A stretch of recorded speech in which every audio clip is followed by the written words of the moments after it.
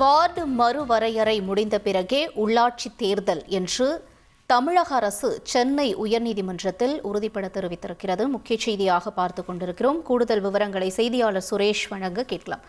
வணக்கம் சுரேஷ், இந்த வழக்கு தொடர்பான முழு விவரங்கள் என்ன? தமிழகத்தில் உள்ளாட்சி அமைப்புகளின் பதவிக்காலம் முடிவடைய இருக்கின்றன. இந்த நிலையில இந்த உள்ளாட்சி தேர்தல் தொடர்பான வார்டு எல்லை மறுவரையறை பணிகளை முடிக்க உத்தரவிட வேண்டும் என்ற கோரிக்கையுடன் முனியன் என்பவர் உயர்நீதிமன்றத்தில் ஒரு வழக்கு தாக்கல் செய்திருந்தார்.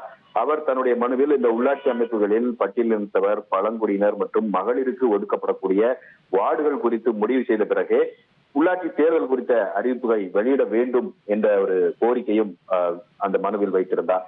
இந்த வழக்கு நீதிபதிகள் எஸ் சுந்தர் மற்றும் பி தனபால் அடங்கிய அமர்வில் விசாரணைக்கு வந்தபோது இந்த வார்டு மறுவரையறை, மதிப்பீட்டு பணிகள், பட்டியலினத்தவர், பழங்குடியினர் மற்றும் மகளிருக்கான இடஒதுக்கீடு இது குறித்து முடிவு செய்யாமல் உள்ளாட்சி தேர்தல் குறித்த அறிவிப்பு வெளியிடப்பட மாட்டாது என்று தமிழக அரசு தரப்பிலும் மாநில தேர்தல் ஆணையம் தரப்பிலும் உத்தரவாதமானது அளிக்கப்பட்டது.